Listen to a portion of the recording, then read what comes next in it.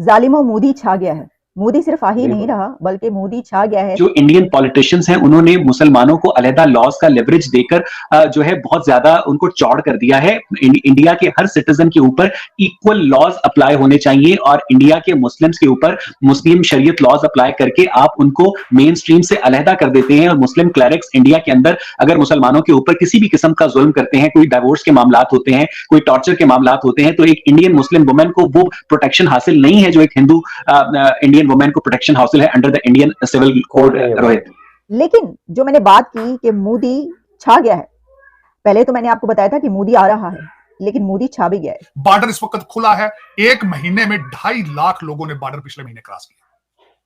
तो इस वक्त हर दूसरा बच्चा ड्रग पे है, लॉ एंड ऑर्डर के हालात खराब हैं, अदालतें जुडिशरी फेल हो चुकी है। वाहिद एक लीडर ने दी है मोदी साहब ने। देखिए उनके प्रोज एंड कॉन्स हैं, लोग कहते हैं सारी इधर उधर की बातें, लेकिन जो भारत को सबसे बड़ा तोहफा उन्होंने दिया वो नेशनलिज्म है। People have pride in their nationality, people have pride in their growth. तो वो ये चीजें जब तक ना हो कौमें तरक्की नहीं करती। मैं हमेशा ये कहता हूं एज ए पाकिस्तानी, काश हमें भी कोई ऐसा लीडर मिले जो नेशनलिज्म दे। COP 28 में सेंटर स्टेज पर जो लीडर नजर आया है वो नरेंद्र मोदी था। भाई मोदी साहब हर तरफ छाए हुए नजर आए हैं COP 28 में। कि ये पैसा बोलता है, पैसा बोलते हैं। हाँ, अंडर द टेबल कुछ दिया होगा मोदी साहब ने दुबई को।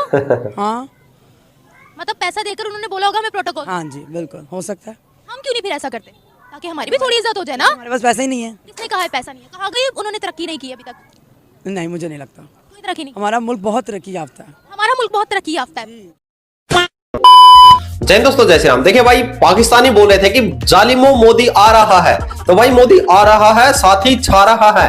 भारत में नहीं बल्कि देश दुनिया में मोदी साहब है जो छा रहे हैं, और उसके साथ भारत में भाई छा रहा है। देखिए 5 राज्यों में चुनाव थे, उनके 4 के आज रिजल्ट आ चुके हैं। जो तेलंगाना है वहां पर बीजेपी को हार मिली है, बहुत बड़ी हार मिली है मार्जिन से। देखिए पुराने समय में क्या होता था, जो दिल्ली के ऊपर अधिकार करता था ना, उसके कब्जे में पूरा पूरा भारत रहा था, यानी कि दिल्ली की गद्दी पर। और आज भाई दिल्ली की गद्दी पर है जो बीजेपी का राज नहीं है, बीजेपी जो आम जनता है उसके साथ है। देखिए जो राजीव गांधी जी वो एक बात करते थे कि भाई हम जब ऊपर से 1 रुपया भेजते हैं तो आम आदमी के पास 10 पैसे मिलते हैं। आज मोदी राज में भाई 1 रुपया भेजा जा रहा है तो 1 रुपया ही नीचे जाएगा। देखिए मोदी साहब है, जो विपक्ष है वो एक इलेक्शन को लड़ रहा था कि भाई मोदी हटाओ देश बचाओ, और मोदी साहब डिजिटलाइजेशन और जो ऑनलाइन सब कुछ, यानी कि भाई जो 1 रुपया है 1 रुपया दिलाने के अधिकार से इलेक्शन को लड़ रहे थे, और आज मोदी साहब छा गए देश दुनिया में। आप लोग क्या रिकमेंडेशन जरूर रखें, और कल मिजोरम के हैं जो रिजल्ट आएंगे, कौन उसमें जीतेगा आप लोग कमेंट जरूर करें। वीडियो शुरू करते हैं।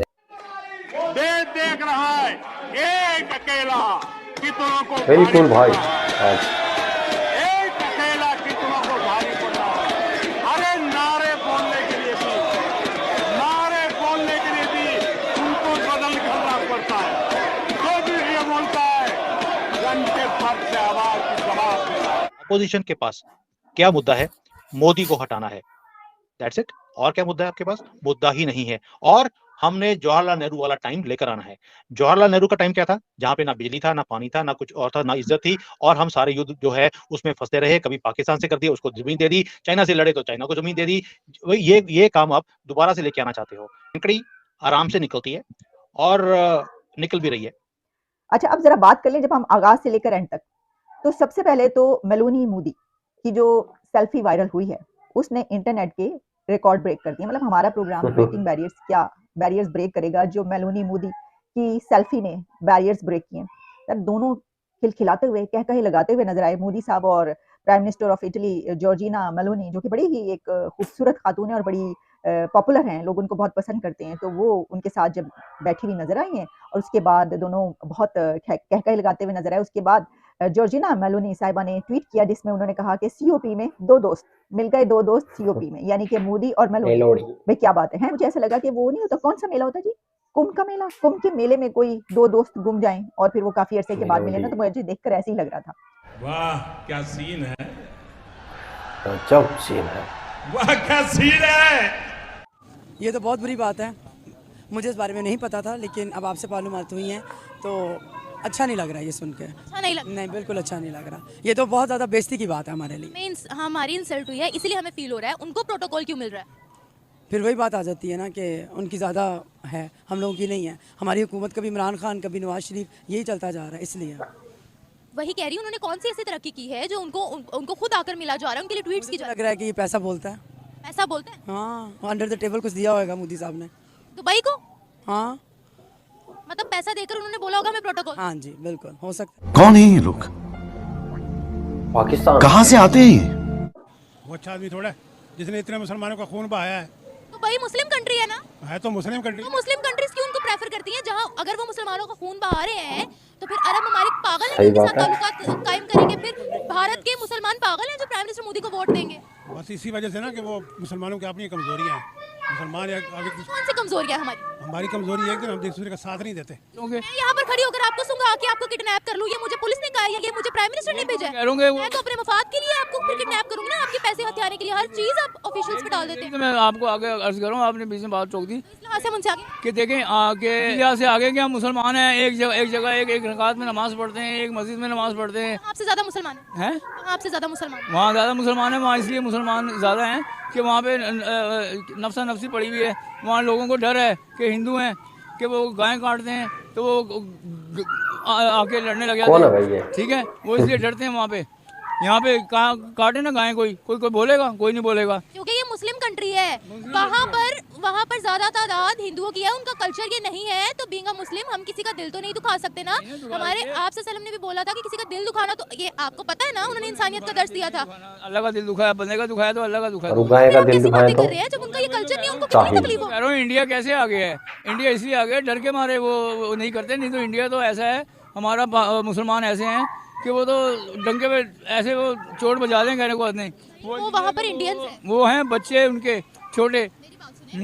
वहाँ आप कह रहे हैं कि मुसलमानों को उन्होंने दबाया हुआ है। अगर वहाँ उन्होंने मुसलमानों को दबाया हुआ है, फिर वहाँ पर हमें हर फील्ड में मुसलमान आगे बढ़ते हुए कैसे नजर आए? फिर वहाँ पर मुसलमानों की तादाद कम क्यों नहीं हो रही है? वो इसलिए नहीं हो रही कम कि मुसलमान हम ज़्यादा हैं, पर वो इकट्ठे नहीं हैं। वो जगह जगह पे हैं, तो कुछ थोड़े से यहाँ पे हैं, थोड़े से वहाँ पे। बात सुने, थोड़े यहाँ थोड़े वहाँ है, हर किसी का अपना घर है, उन्होंने अपने घर में ही रहना है। अब आप मुझे बताएं कि इकट्ठे हैं। देखिए हम आगे कैसे हैं? हम आगे इसलिए कि हम इकट्ठे हैं। इकट्ठे हैं हम इकट्ठे हैं, हम इकट्ठे हैं। वाकई इकट्ठे हैं। हाँ। यहाँ 10 रुपए के लिए बेटा अपने बाप को मार देता है, ये इकट्ठे हैं हम। वो जो है ना वो बगैरती है। ये 10 रुपए के लिए बाप को मार दे, वो बगैरती है। मुझे बताएं, इकट्ठे हैं तो इकट्ठे हैं हम, फिर हम आगे क्यों नहीं बढ़ रहे हैं? मैं नहीं बताऊंगा। आगे हम इसलिए नहीं बढ़ रहे कि हमारे अंदर लालच पैदा हो गई हैं। इसलिए अब तो दोस्तों आप लोगों ने देखा कि देखिए भाई पाकिस्तानियों की जो मानसिकता है वो बिल्कुल भाई ऐसे ही रह जाएगी। पॉलिटिशियनों का तो भाई कंपैरिजन बिल्कुल भी नहीं बनता। अगर हम भारत और पाकिस्तान के पॉलिटिशियनों का कंपैरिजन बनाने लग जाए तो भाई हम ही बेवकूफ है जो ऐसे पॉलिटिशियनों का कंपैरिजन करेंगे। वो आप लोगों ने देख लिया भाई, अभी यूएई में गए थे रात के 2 बजे, भाई साहब मोदी साहब का वहां पर वो वेलकम किया गया। और जो पाकिस्तान के कार्यवाहक कक्कड़ थे वो तो भाई साहब आप लोगों ने देख लिया कि फोटो में देखो कहाँ कोने पर थे, वहां पर उनको भाई बड़ी मुश्किल से वहां पर जाके उनको देख पा रहे थे। देखिए पाकिस्तान के कोई भी प्राइम मिनिस्टर आज तक के बताऊंगा भाई, कोई भी कहीं पर जाता है तो वो इमदाद मांगने की जो नजरिए से वहां पर जाता है कि भाई कहीं से कुछ भी मिल जाए।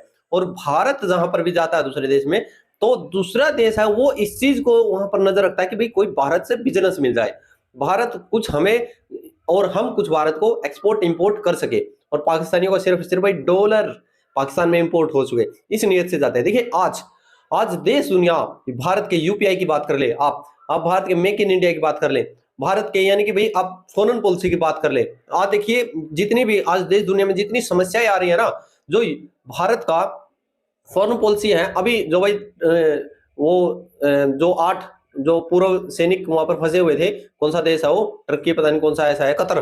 तो कतर में वो भी भाई जो COP 28 में गए थे यूएई, वहां पर बातचीत में भी हुई है उनकी, तो वहां से वो बड़ी जल्दी ही भारत में लौट आएंगे। ये होती है भाई फॉरेन पॉलिसी। ऐसा नहीं होता कि भाई हमला हो जाए सब कुछ फिर हम अमेरिका से बात करेंगे इसके बारे में। भाई आज वो नहीं है, आज अमेरिका भारत को फोन करता है, अमेरिका आज भारत से पूछता है कि बाबूजी क्या करें। ये है पावर, मोदी की पावर नहीं भाई, ये आप लोगों की पावर है, ये भारत की जनता की पावर है, भारत की एक यानी कि ज्ञानवर्धक नॉलेज वो आवाम है। आप लोग क्या कमेंट जय हिंद जय भारत जय श्री राम।